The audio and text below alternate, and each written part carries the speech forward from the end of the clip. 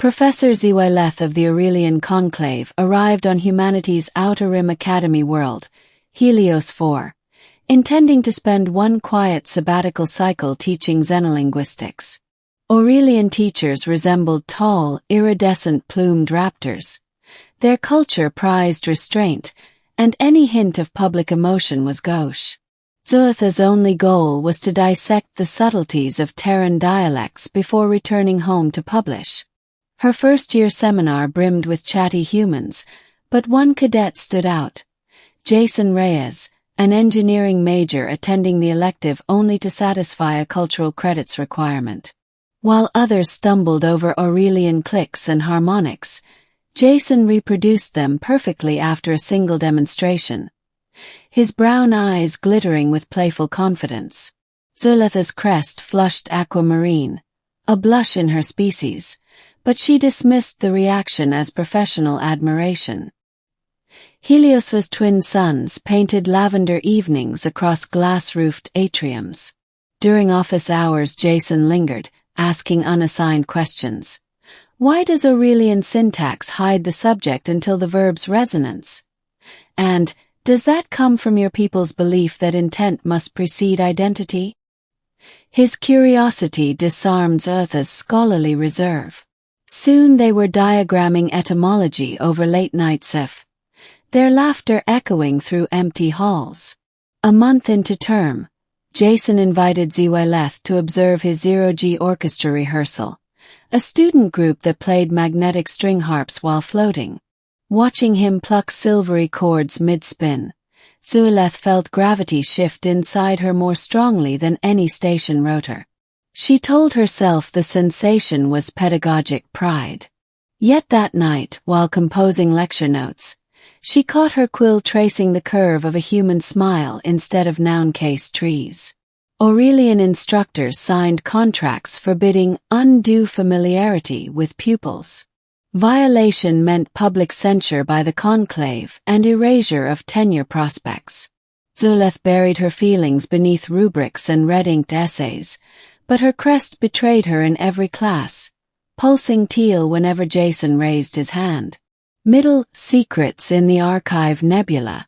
Mid-semester, the class embarked on a field practicum aboard the research cruiser Ardent Horizon, bound for the Archive Nebula, a stellar nursery thick with protocomets and archived beacon buoys from extinct civilizations.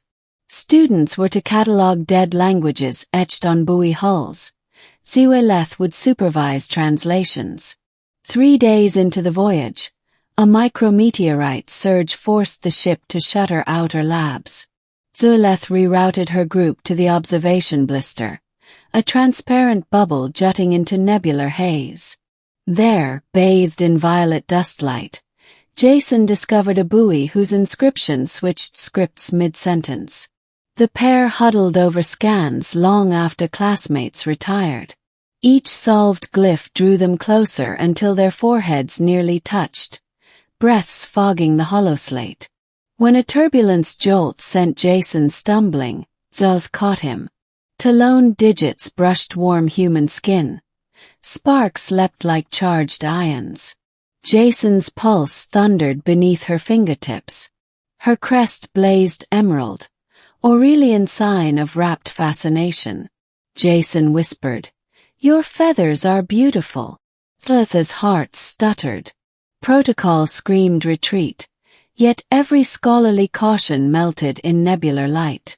That night she couldn't sleep. Aurelian law framed cross-species romance as culturally hazardous, citing historic conflicts sparked by power-imbalanced liaisons. Penalties included recall to the homeworld and memory audits.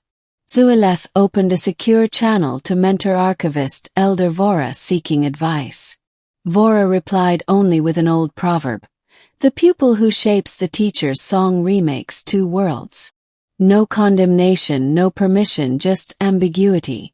Nebular storms worsened, damaging horizons' calm arrays. Student quarters lost heating. Breath turned to mist. Zywyleth distributed thermal cloaks, but Jason soon reported failing life support in his bunk. Regulations required an instructor to house displaced cadets. Heart-hammering, Zuileth offered her cabin's spare hammock. Low lighting, shared blankets, the distant rumble of repair drones. Proximity stripped away last pretenses. Jason spoke of childhood on Earth's lunar outskirts, of repairing scrapyard satellites, of feeling small until languages opened galaxies in his mind. Zuileth confessed her fear that Aurelian academia mistook emotional sterility for objectivity. "With you," she murmured, "I learn more than I teach." At that, Jason gently pressed his forehead to hers in the human gesture of intimate solidarity. Earth met the touch, talons trembling. They did not cross further lines that night, but something irreversible forged itself in the hush. Two intellects orbiting a shared center. Crisis. Judgment of two worlds. Upon return to Helios 4, rumors sprinted faster than courier drones. Another cadet had glimpsed Jason leaving Zuileth's cabin at dawn during the voyage. The Academy Ethics Board summoned them. Zuileth prepared a defense citing emergency accommodation, yet her crest's involuntary glimmer undermined every sterile explanation. At the hearing, Chancellor Markova quoted interstellar statutes against educator-student entanglements. Power differentials compromise consent, erode trust, and endanger institutional integrity. Zuileth expected demotion or deportation, but the board proposed a crueler choice. Finish the term under constant surveillance, or resign and depart Helios 4 within 24 hours, severing all contact with students, including Jason. Leaving meant safety from scandal but carved a void through her twin hearts. Staying meant weeks of public scrutiny. Jason forced to sit silent while proctors monitored every glance. Zuileth turned to him, finding steadfast resolve in his dark eyes. He nodded once. She faced the board. "I remain." Thus began the season of glass walls.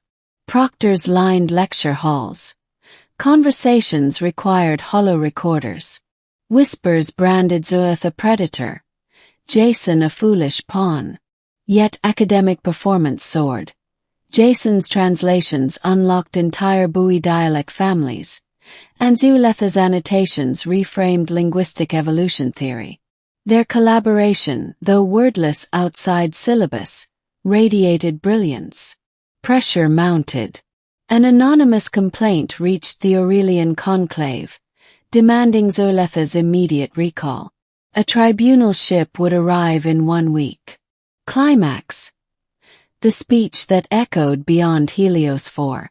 On the eve of tribunal docking, the Academy hosted its annual symposium of young scholars.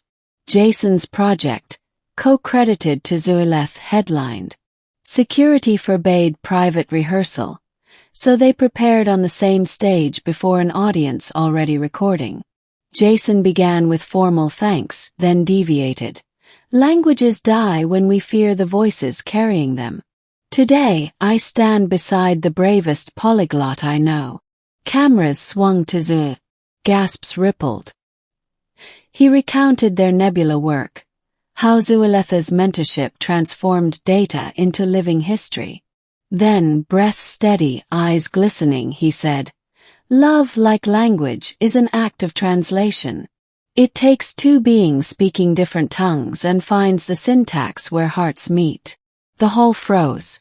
Proctor barked to cut transmission. Too late. The symposium streamed system-wide. Zuileth stepped forward, crest blazing the rarest hue, pure white, signifying unshielded truth. "Aurelian custom teaches restraint," she declared, voice resonating through amphitheater arches. Yet academic restraint without emotional courage births hollow scholarship. "I will not let fear dictate what knowledge."